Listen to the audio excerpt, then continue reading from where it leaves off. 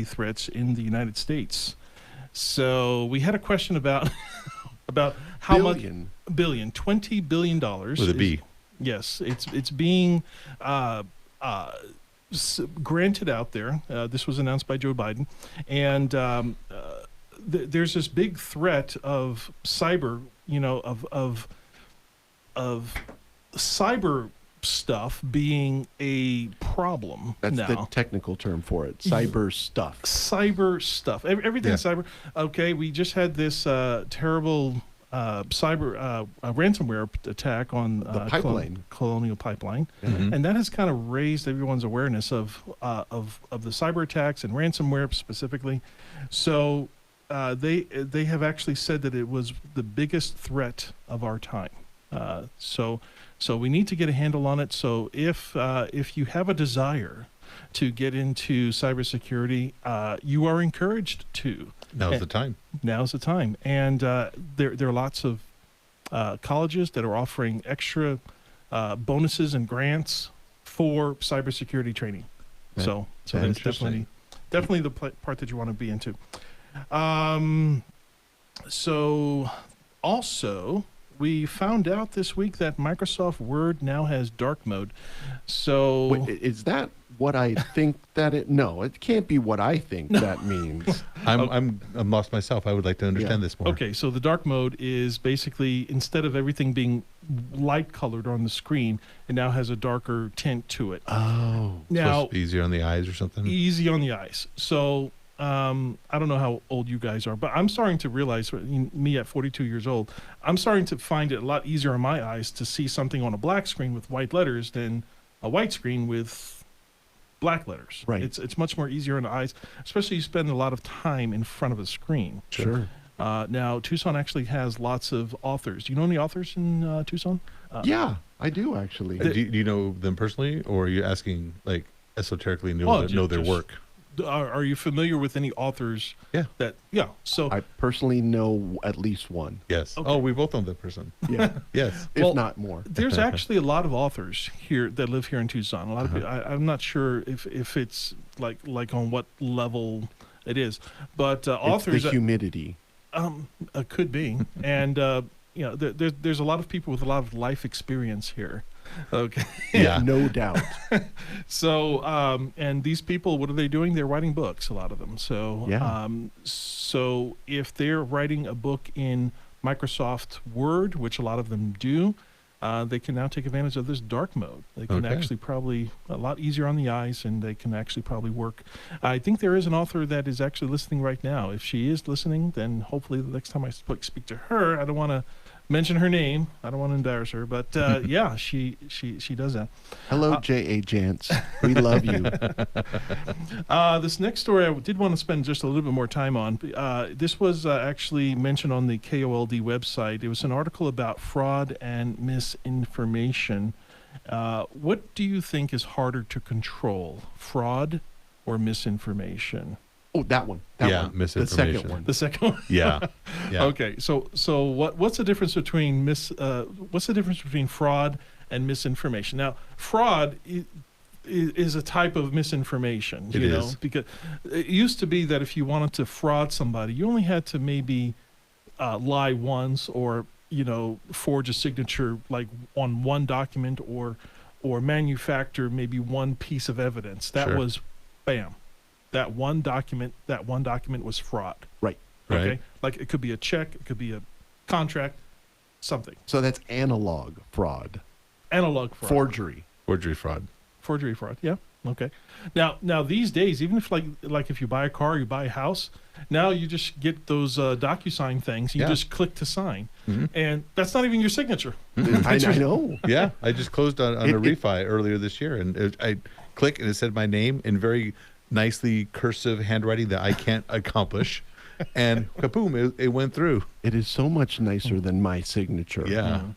So we have to have like a so there's a new security of as far as signatures go, but that's just the tip of the iceberg as far as when we're talking about fraud.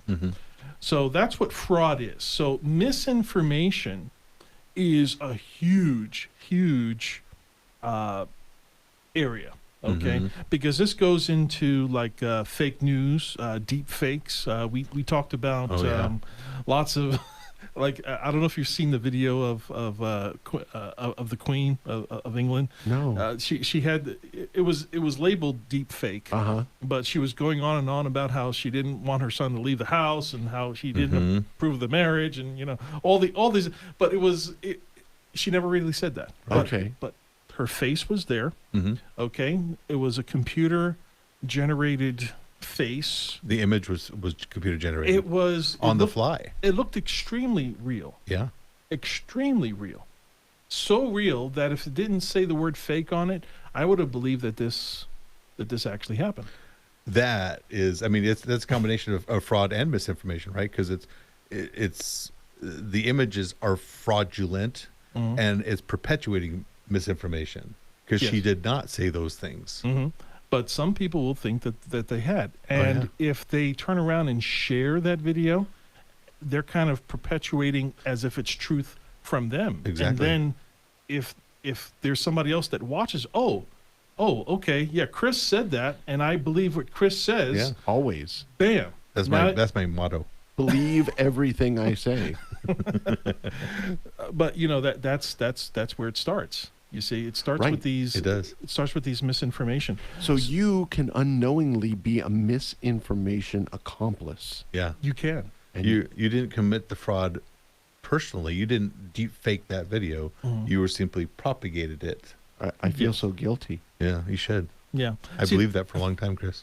Well, this kind of goes back to like the days of the chain letters. You get these chain, Right. and if you believed it, you would turn around and recopy that letter and resend it out to other people if you believed it. 10 times. Yeah. And the early days of the email too. The email chains send this off to 10 Yeah. contacts, right? Yeah, or else something bad will happen to you, or and if you did, something good will happen to you. You know, so the same concept of that has now changed hands, and it's now in the social media world. So a lot of people say, well, the media is causing all these problems. Well, guess what? We are the media. We are the media. We are the media. Tattoo that on your forehead. But so that's why we need to be extremely careful of the things that we spread and the things that we believe ourselves. We have to make sure even the things that we believe like in our very, very deep soul. Right. So we have to make sure that it's based on truth, because there's so many non-truths or misinformation that's out there. They actually did this. Here's this is a little bit off topic, but they actually did this experiment inside of an elevator, where they put a bunch of people in an elevator, but everybody was this group of people in the elevator. They were part of a trick, Right. and they were told to face the back of the elevator. Right. And so an unsuspecting person would get into the elevator. They would see that everybody else was not facing the front, which is natural. You want to Right. face the door. They were facing the back. And they had all kinds of people, trying to be strong and face the front. But over time, you would notice that they would be slowly trying to conform to what everybody else was doing. I thought they were just trying to look at something on the other side of the elevator. And I wanted to see it too. Social pressure is real. So here's social. See that's the key. So if someone is led to believe that everybody else is doing it, okay, it's like they feel compelled to believe only because of others believing it too. Okay, so in that same way, when we talk about misinformation, there are people that have lots and lots of means. Okay, we're talking about money, lots of time. They can hire people to do all kinds of things. And what they'll do is they will buy they'll buy maybe hundreds, maybe even thousands of domains. Okay, so it could be like a news.com, it could be a news14.com, or ABC News 7 channel .com. They'll make up a whole bunch of these that are available. You can buy them for $15 each, or sometimes $1 each if you buy them in bulk. And they sound real. they sound legitimate. They They sound look real. legitimate too. Okay, and then they start making these videos. Okay, these videos that are very believable, It may look like a news anchor that you may have known and trusted for a long time, and then they put that on their website, and then they put it through the social media, and other people are sharing it. And now, from this one person that went through all the trouble to buy all of this stuff and buy all these domains, they are now in a position to create a lie and then propagate it as if it's truth, and they can actually sway entire cities, entire states, entire countries, and even the entire world into believing that something is true when in actuality it was just a figment of one person's imagination if they have it. So that is why misinformation is so hard to control. So hard. Because of how much power it has among other people, And that's also why there's theoretically there could be a conspiracy theory on just about any interesting event. I think I need to share that information on Facebook. As long as it's true. Well, it came from Aaron, and I trust Aaron. I trust Aaron. I trust myself, and I hope everybody else does too. But we're gonna take a quick break. Up next, some tech anniversaries, and as time allows, some protection about ransomware. Our open lines 520-790-2040. You're listening to the Computer Doctor Show. We'll be right back after this quick break. Stay tuned. Perfect Look Photography is a photography business that serves individuals, families, wedding parties, children's parties, quinceañeras, and family reunions. We also do headshots for actors and model portfolios. We photograph all types of events in Tucson and communities in Pima and Santa Cruz counties. In addition, we provide more types of photos than any photographer in Tucson, including green screen, art photography, montages, and DVD slideshows. We provide great photos at great prices. For more information or to get a quote, please call 499-4209. Solar is popping up all over town. Why? Because solar just makes sense. Say goodbye to expensive summer electricity bills. Call or text Julie Festerling at Icon Power, 520-307-1013. Avoid the new 7.9% price increase with the utility company. Call Julie at 520-307-1013. Icon Power will help you take control of your electric bill. Ugly Goose Car Rental is new in Tucson, providing a low-cost auto rental alternative for just $100 per week.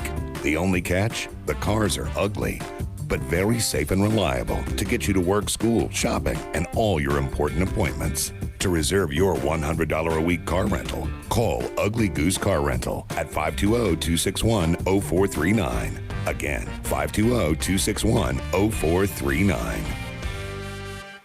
Computer Doctor of Tucson is the best choice in desktop support in Tucson. They fix error messages, power and boot problems, install of software and hardware, and much more. You can come to them, or they can come to you, or even have a remote support session so they can fix your issues over the phone quickly. Give them a call at 261-5508, 261-5508. Visit them on the web at computerdoctortucson.com. Computer Doctor of Tucson, because technology is great when it works. Welcome back to the Computer Doctor Show. Before we get into our next segment, Chris. That's me. And I'm Chris. That's me. What can you tell us about the Unscrewed Theater? Well, what I can tell you about the Unscrewed Theater is we are a non-profit improv comedy theater located here in Tucson. And for the last 14 months, we have been virtual, and we are continuing to be virtual for a little while longer. So we have shows every Saturday night on Zoom. If you want more information, it is free to sign up for those shows. Go to our website, which is unscrewedtheater.org, and you can get all the information. And we're just very happy that we are able to see a light at the end of the tunnel here for public performances, and we're working towards that. Okay, I was just about to ask if there is a date in mind. Or no date at this time. We are in the planning stages. We've got a couple of steps before we'll be able to open to the public, but as soon as we have our date, you will be the first one to know. All right, Chris, thank you. We are okay in being behind this particular curve of opening. If we're a couple months late, that's okay. Right. Believe it. Believe it here. Believe it. And share it on Facebook. All right. And we also want to express some congratulations to all the graduates that graduated this week despite very, very difficult circumstances. I was able to watch the virtual Pima Community College graduation, and I was also able to get little snippets of the U of A graduation. So congratulations to all the graduates, and special congratulations to all those that were into the technology and cybersecurity education area there. There's $20 billion waiting for you. Well, they've already got the education, so now. Well, Maybe it'll help with their student loans. Yes, absolutely. I'm in favor of that. Here's some tech and science anniversary. So we know the invention of the car was a great thing. Lots of technology there. I'm a but fan. I'm a great fan too. May 21st, 1901 was the first speed limit law. The first speed limit law came into effect 120 years ago. Wow. And what was it, 5? Close.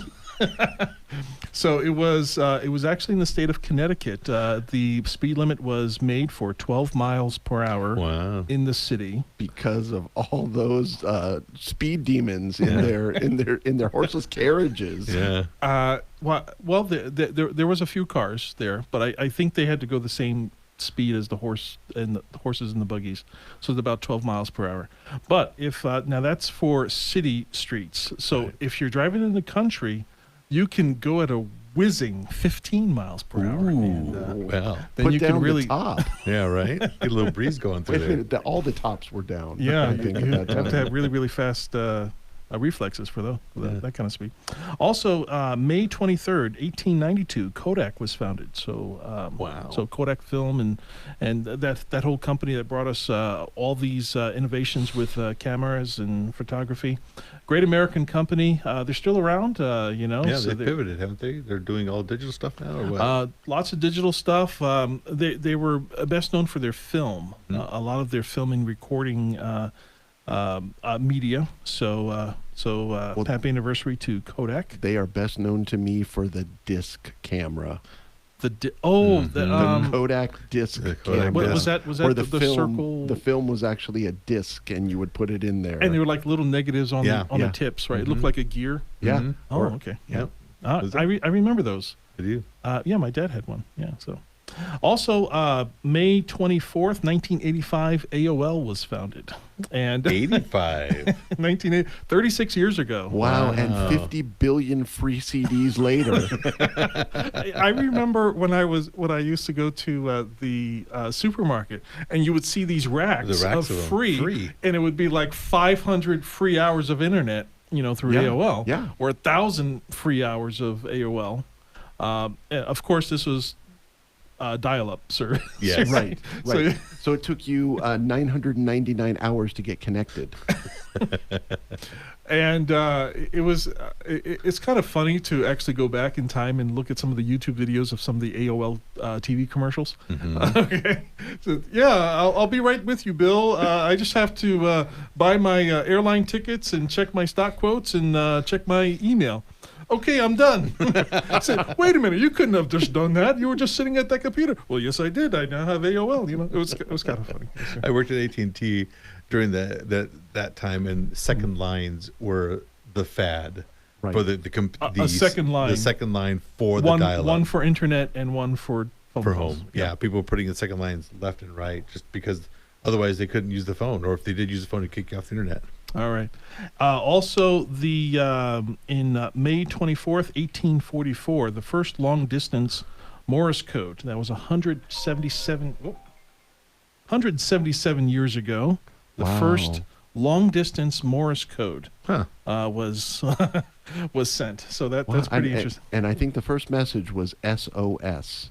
It could have been. Well, that's what ships use. They Yep. would use they would use a radio version with Morse codes, and all of the sailors had to memorize it. I mean, there are some cases where Morse code is still in use today. Right, right.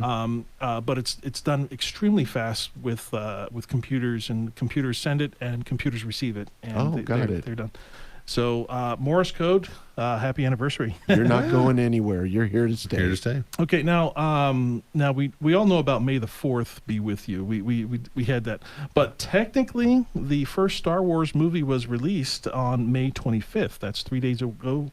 That's 3 days away from today. That was 44 years ago. The first Star Wars movie. Now the reason why we're talking about this because I gotta hang out with my geek friends. Wow. My geek friends are gonna Yeah. know about the first Star Boy, Wars. that doesn't make you feel old at all, Not at does all. it? 1977. I was not around in 1977, but hey. Rub it in. Yeah. Well. Has anyone here in my eyesight right now? Have you seen the first Star Wars in theater?